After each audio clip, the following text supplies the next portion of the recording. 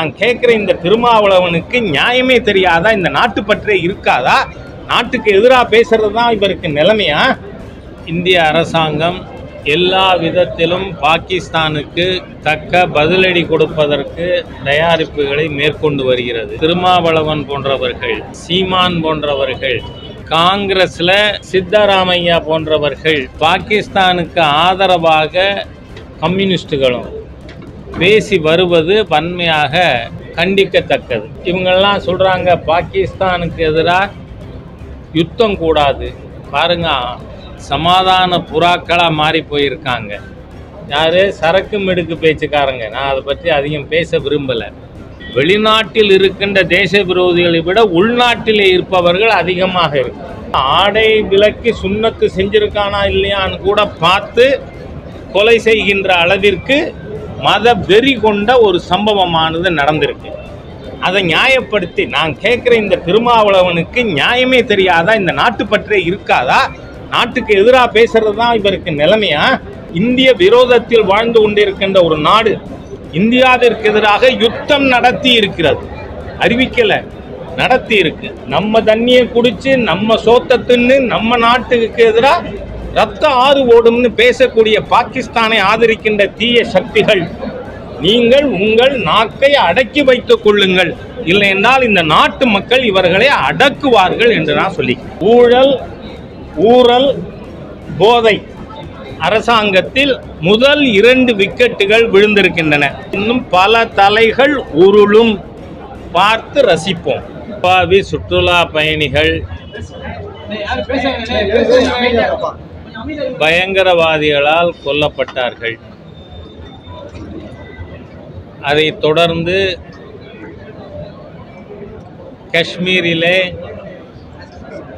இந்த சம்பவத்தில் ஈடுபட்டவர்கள் தேடப்பட்டு வேட்டையாடப்படுகிறார்கள். இந்திய அரசாங்கம் எல்லா விதத்திலும் பாகிஸ்தானுக்கு தக்க பதிலடி கொடுப்பதற்கு தயாரிப்புகளை மேற்கொண்டு வருகிறது. ஏனென்றால் பாகிஸ்தானுடைய டிஃபென்ஸ் மினிஸ்டர்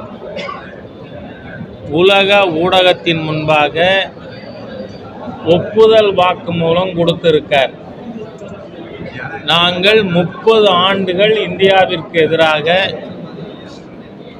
இந்த மாதிரியான பயங்கரவாத தாக்குதல்களில் ஈடுபட்டு வந்திருக்கிறோம் அப்படின்னு. ஆகவே பாரத நாடு, மாண்புமிகு பிரதமர் நரேந்திர மோடி அவர்களும் பாகிஸ்தானுக்கு தக்க பாடம் புகட்டுவதற்கான நடவடிக்கைகளை மேற்கொண்டு வருகிறார்கள். ஆனால் அந்த சமயத்தில் இங்கே இருக்கக்கூடிய உள்நாட்டிலே இந்த நாட்டிற்கு எதிராக பேசுவதையே அவர்களுடைய பொலிட்டிக்கல் கல்ச்சராக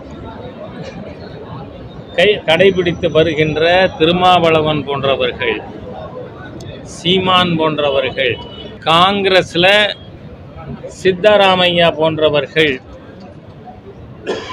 பாகிஸ்தானுக்கு ஆதரவாக கம்யூனிஸ்டுகளும் பேசி வருவது வன்மையாக கண்டிக்கத்தக்கது. இதில் நீங்கள் பார்த்தீங்கன்னா இவங்கெல்லாம் சொல்கிறாங்க பாகிஸ்தானுக்கு எதிராக யுத்தம் கூடாது.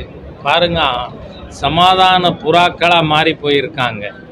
யார்? சரக்கு மிடுக்கு பேச்சுக்காரங்க. நான் அதை பற்றி அதிகம் பேச விரும்பலை.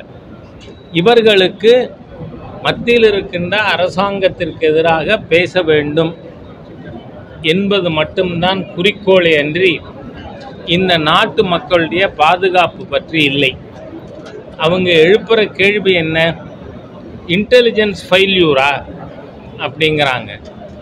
அவர்களுக்கு புரியறதுக்கு உங்கள் மூலமாக நான் சொல்ல விரும்புகிறது என்னன்னு சொன்னால், இஸ்ரேலுக்கு எதிராக ஹமாஸ் பயங்கரவாதிகள், ஏன்னா உலக அளவில் இஸ்லாமிய பயங்கரவாதத்தை தலைமையேற்று நடத்தி கொண்டிருப்பவர்கள் ஹமாஸ், ஹிஸ்புல்லா, லஷ்கர்-இ-தொய்பா, ஜெய்ஷ்-இ-முகமது ஆகிய அமைப்புகள் தான். இவர்கள் பெருவாரியான பேர் பாகிஸ்தானில் இருந்து தான் செயல்படுகிறார்கள்.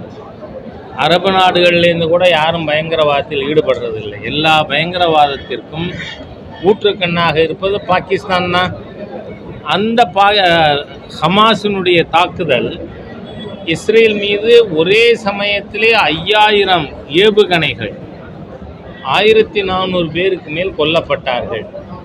ஆனால் அங்கு இஸ்ரேலில் இருக்கின்ற யாராவது அரசாங்கத்தை பற்றி குற்றம் சொன்னார்களா?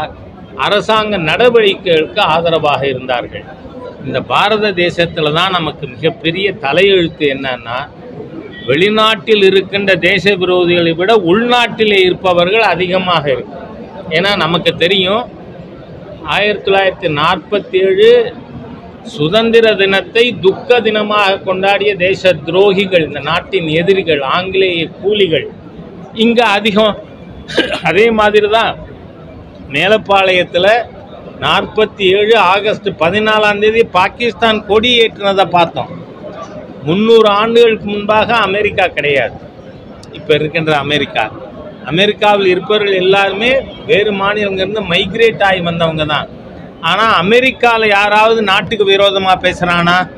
இங்கே மாத்திரம் அந்த துரதிருஷ்டம். இந்த தேசத்துக்கு எதிராக பேசக்கூடிய இழிந்த ஜென்மங்கள் இந்த தேசத்திலே அதிகமாக இருக்கின்ற காரணத்தால் பாகிஸ்தான் போன்ற இந்திய விரோத கொள்கை கொண்ட நாடுகளுக்கு சுலபமாகி போகிறது இங்கே தாக்குதல் நடத்த.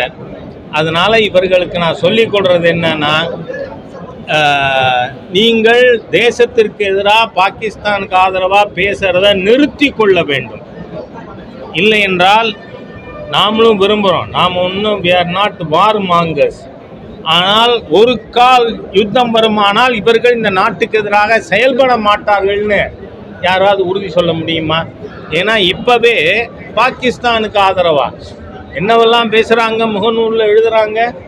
அதாவது ஒரு 4 பேர் 5 பேர் செய்ததுக்கு ஒரு நாட்டை குறை சொல்ல முடியுமான்னு.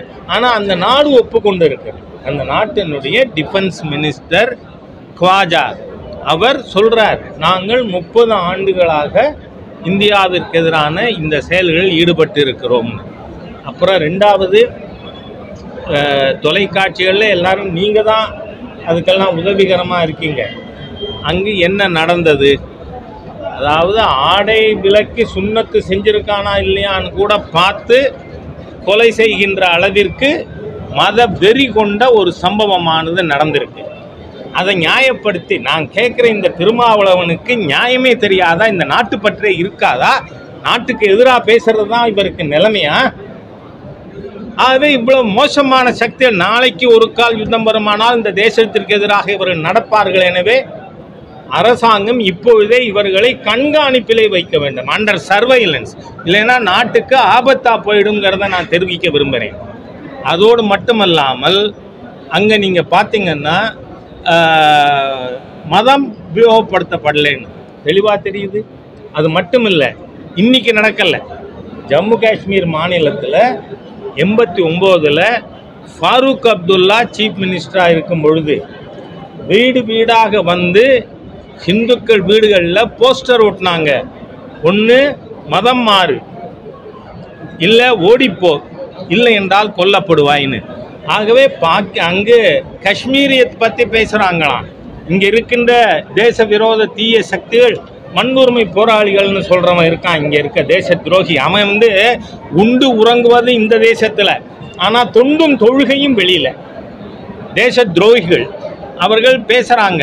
நான் கேட்குறேன், காஷ்மீரியத்துனா காஷ்மீரில் இருந்த அடித்து விரட்டப்பட்ட, கொல்லப்பட்ட, இல்லை மதம் மாற்றப்பட்ட ஹிந்துக்கள் காஷ்மீரியத்தில் சேர மாட்டாங்களோ? இன்னைக்கு ஜம்மு காஷ்மீர் முதலமைச்சரே சொல்கிறார், நான் எப்படி இனிமேல் இந்த மாநிலத்திற்கு மாநில அந்தஸ்து கொடுக்கணும் அப்படின்னு நான் கேட்க முடியும்? அந்த அளவிற்கு மோசமான சம்பவம் நடந்து விட்டதுன்னு காஷ்மீர் முதலமைச்சர் சொல்கிறார். ஆனால் காங்கிரஸ் முதலமைச்சர் சித்தராமையா நாட்டுக்கு விரோதமாக பேசுகிறார், இன்னைக்கு உளற்றார். ஏன்னா அங்கே கர்நாடகாவிலேயே இனி சித்தாராமையாவை தேசபக்தனாக மக்கள் ஏற்க மாட்டார்கள்னு ரேவந்த் ரெட்டியோட பேச்சு சரியா இருக்கு. ஆனால் சித்தாராமையா சரியில்லை, இங்கே இருக்கின்ற திருமாவளவன் மாறியார். ஆகவே இந்த கம்யூனிஸ்டுகள், இடதுசாரிகள் என்று சொல்லிக் கொள்ளுகின்ற தேச விரோத தீய சக்திகள் தயவு செய்து யூ ஃபால் இன் லைன்கிறேனா, இல்லைன்னா இந்த நாடு எப்படி இந்த நாட்டின் எதிரி, ஏன்னா பாகிஸ்தான் பிறந்தது பாரதத்தின் எதிராக தானே. இந்த நாட்டை வெட்டி பிளந்து வங்கத்தையும் சிந்துவையும் வெட்டி பாரத தாயின் இரு கரங்களையும் வெட்டி பிறந்த தேசம் அது. அதுக்கு நேரு ஒப்புக்கொண்டார். ஆகவே இந்த மாதிரியாக இந்திய விரோதத்தில் வாழ்ந்து கொண்டிருக்கின்ற ஒரு நாடு இந்தியாவிற்கு எதிராக யுத்தம் நடத்தி இருக்கிறது, அறிவிக்கலை, நடத்தி இருக்கு. ஆகவே இந்த சமயத்தில் நாட்டுக்கு விரோதமாக பேசுபவர்கள் நிச்சயமாக சர்வைலன்ஸில் வைக்கணும்னு நான் கேட்டுக்கிறேன். அதோடு மட்டும் இல்லை, நாம் சிந்து நதி நீர் ஒப்பந்தத்தை ஹோல்டில் போட்டிருக்கோம்.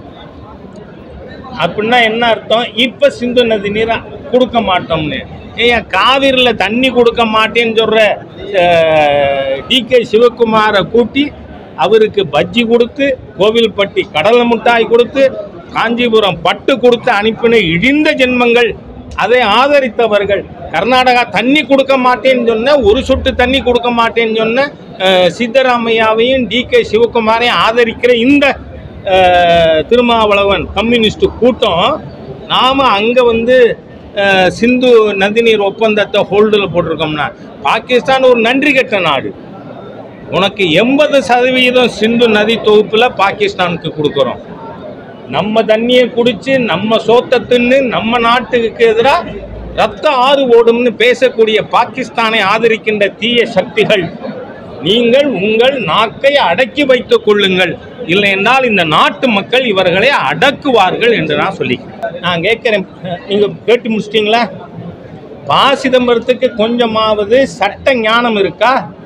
நான் கேட்குறேன், 1975 கோர்ட்டால் பதவி நீக்கம் செய்யப்பட்ட இந்திரா காந்தி யாரையும் கன்சல்ட் பண்ணாம, கேபினட்டை கூட்டாம எமர்ஜென்சி அறிவிச்சதை அன்னைக்கு எதிர்க்கிறதுக்கு முதுகலும் இல்லாத இந்த கோழை ப. சிதம்பரம் இன்னைக்கு பேசலாமா?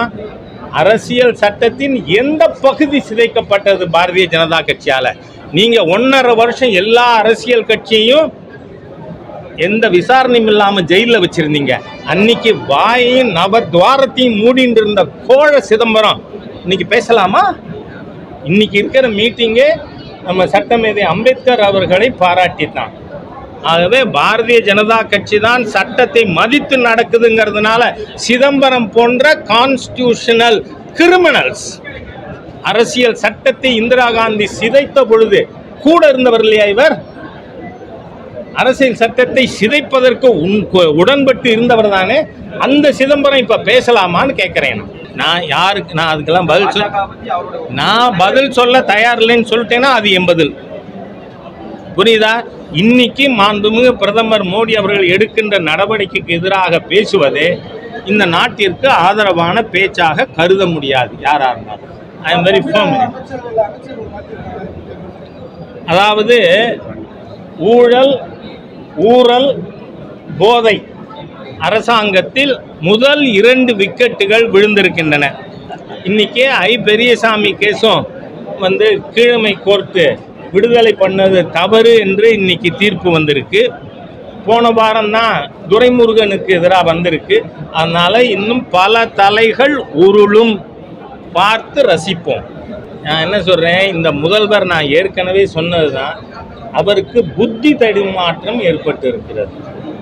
ஏன்னா நீதிமன்றத்திலே ஒரு அமைச்சராக சிறைக்கு போக வேண்டிய சூழ்நிலை நீதிமன்ற தீர்ப்புகளால் வந்துருக்கிறத அவர் புத்தி சுவாதீனத்தோடு பேசுவார்னு நினைக்கிறீங்களா? புத்தி தடுமாற்றம் ஏற்பட்டிருக்கு, உளறி கொண்டு இருக்கிறார் தமிழக முதல்வர். நான் சொல்றேன், உங்களை விட வெறுப்பு அரசியலுக்கு வேற யாராவது இருக்க முடியுமா? திராவிட இயக்கங்களின் மூலதனமே வெறுப்பு அரசியல். நீங்கள் ஹிந்து மத விரோதிகள். அப்ப நீங்க மதவாதம் பண்ணலையா? எம்பெருமான் ராமனின் படத்துக்கு செருப்பு மாலை போட்ட தீய சக்திகள் தானே திமுக. அந்த ஈவேராக்க தானே செலவச்சுன்னு இருக்கார் இந்த முதலமைச்சர். ஆகவே தமிழ்நாடு தான் முதல் மிகப்பெரிய மத வெறி அரசியல் இருக்கிறது. ஜாதி வெறுப்பு, மொழி வெறுப்பு, தேசிய வெறுப்பு, இதை மூலதனமாக வச்சு செயல்பட்டு கொண்டிருக்கின்ற வெறுப்பு அரசியலின் மூளையாக செயல்படும் ஸ்டாலின் அதிகம் பேசாமல் இருக்கிறது நல்லது. இல்லை, ஏன்னா நீங்கள் உங்கள் ஆட்சி இருக்க போகிறதே 12 மாதத்துக்கு குறைச்சல். அதனால் அதுக்கப்புறம் நீங்கள் போக வேண்டியனா அரவிந்த் கெஜ்ரிவால்கிட்ட கேட்டுக்குங்க.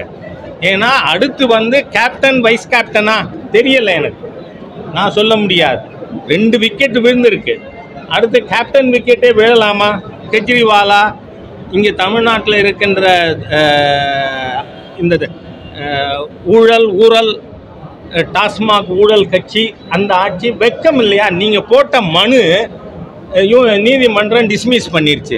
வெக்கப்பட வேண்டாம் ஸ்டாலின்?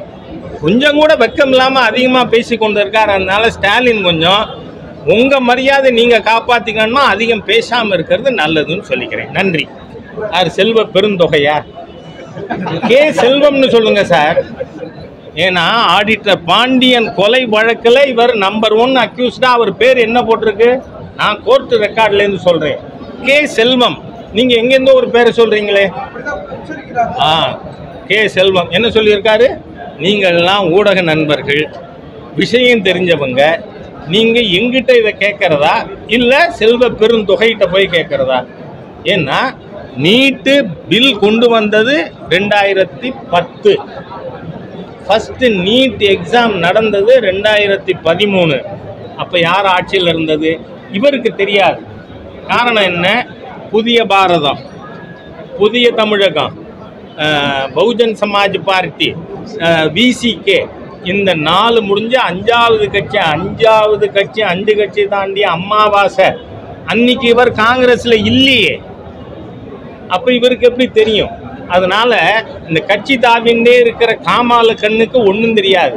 2010 நீங்கள் வெரிஃபை பண்ணிக்கலாம். ஹெச் ராஜா தப்பாக சொன்னான்னா கேட்கலாம் நீங்கள். 2010 திராவிட முன்னேற்ற கழகத்தின் minister of state for health Gandhi Selvam தான் நீட்டு மசோதாவை பாராளுமன்றத்தில் முன்மொழிந்தது. 2013 முதல் நீட் எக்ஸாமினேஷன் நடந்தது. இது 5 கட்சி அமாவாசைக்கு தெரியாது. அதனால அவர் சொல்றார். நன்றி.